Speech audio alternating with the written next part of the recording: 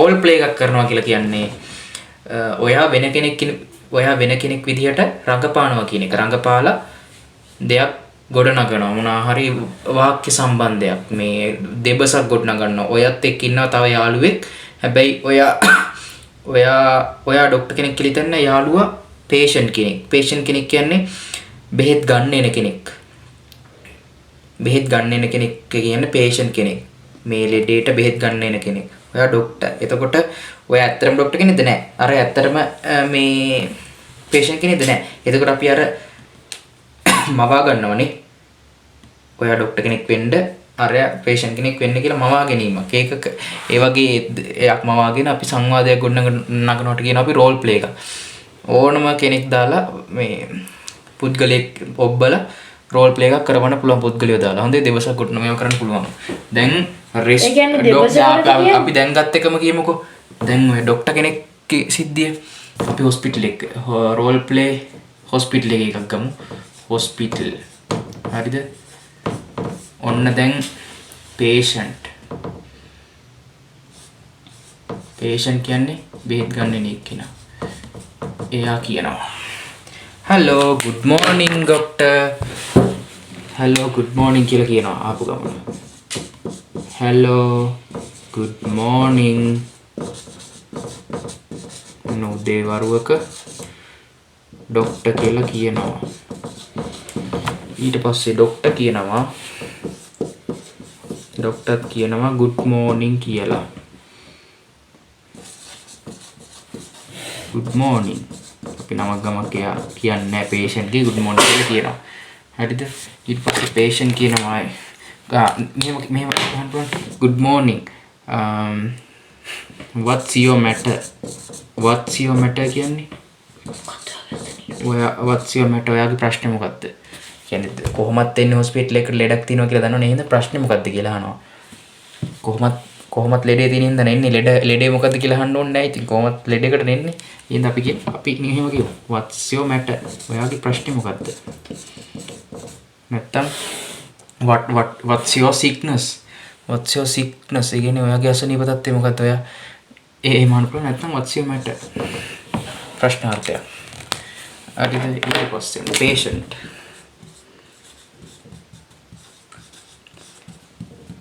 අපි හිතමු ඔළුව කැක්කුමක් කියලා patient. ඔයාට හොඳටම දැන් ඔයා තමයි ડોක්ටර් අර එනවා. අපි ගමු නෑ ඔළුව කැක්කුමක් කියලා ගමුකෝ. ඒතර patient කියනවා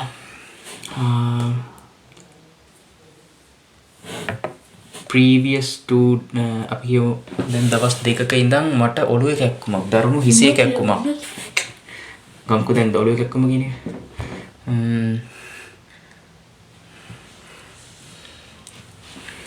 since 2 days. since අන්න ඉඳන් කියන වචනේ. දැක්කද? since කියන වචනේ පාවිච්චි කරනවා. since ඉඳන්. since 2 days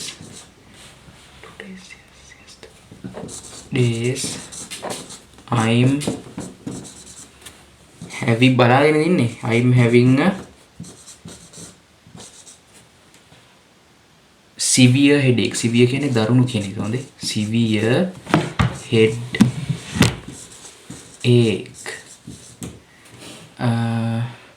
අපි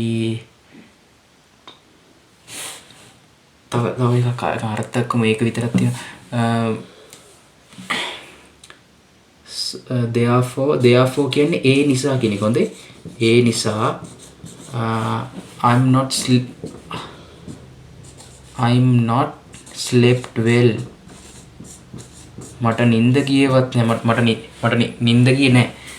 ඒ නිසා මට I'm not slept well. අතීත කාලෙන් තියෙන slept. since 2 days I'm having a severe headache. therefore I'm not slept well කියලා දාලා තිනවා. හරිද?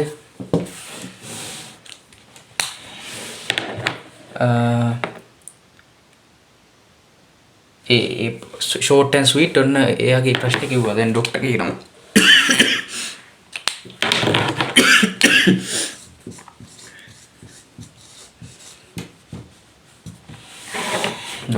මොකද්ද?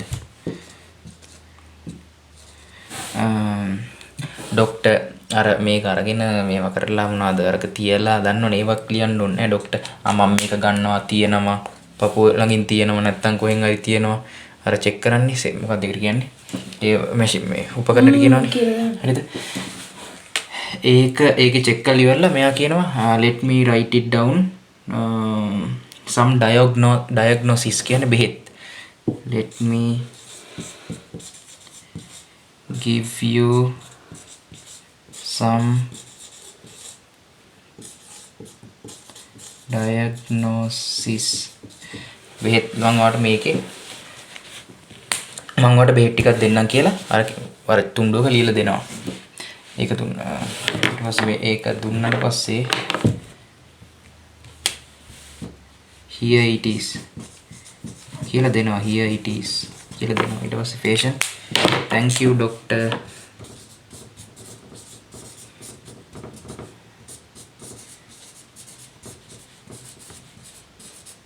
thank you doctor කියනවා.